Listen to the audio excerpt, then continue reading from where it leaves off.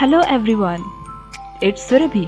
Today in this video, we will see hydraulic power plant, classification of hydraulic turbines, draft tube, designing Pelton and Francis turbine runners. So let's get started. What is a turbine? Hydraulic turbines are the machines which use the energy of water and convert it into mechanical energy. The mechanical energy developed by a turbine is used in running an electric generator which is directly coupled to the shaft of the turbine. The electric generator thus develops electric power. It is comparatively cheaper due to use of non-conventional energy sources. Now let's see elements of hydroelectric power plant. Briefly, inside a hydroelectric power plant we have a reservoir, dam, control gate, penstock, turbine, generator, outflow, transformer and powerhouse. Now let's see classification of hydraulic turbines. They are divided basically into two. First is based on direction of flow and the second is based on the hydraulic action of water. They are further divided as tangential, radial, axial, mixed flow and reaction turbine and impulse turbine. In this video, we will focus more on reaction and impulse turbines. Impulse turbines, for example, Pelton turbines.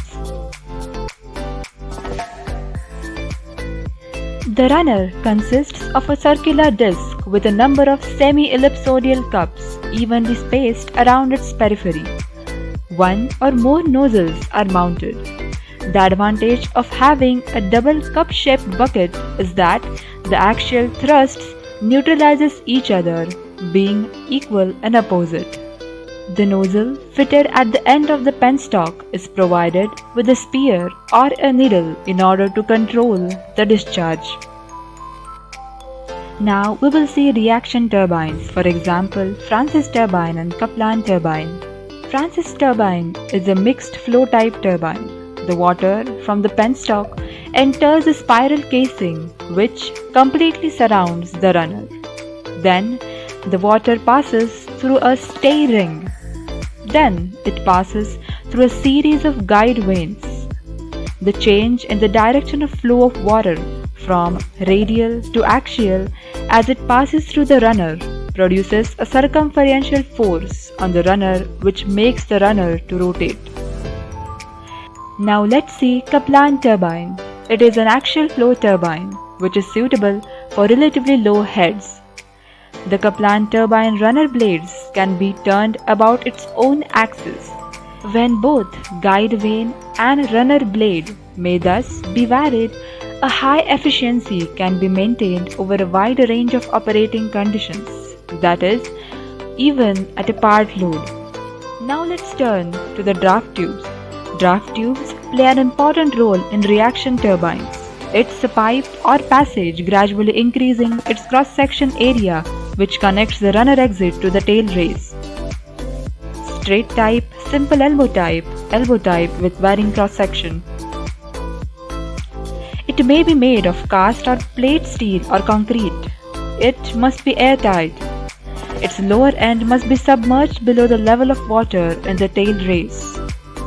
Draft tubes permits a negative or suction head to be established at the runner exit. It converts a large portion of velocity energy rejected from the runner into useful pressure energy.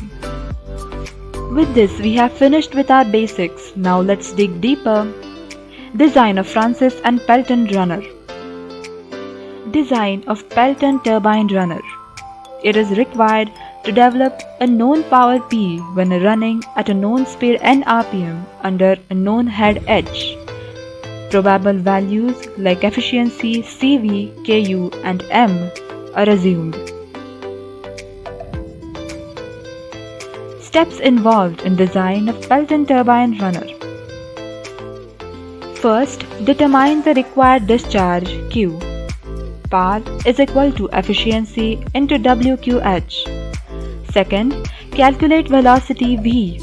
V is equal to CV under root 2GH. Third, calculate the total area of the jets required. Area is equal to discharge upon velocity. Fourth, calculate the pitch circle diameter D. D is equal to 60 into U upon pi n.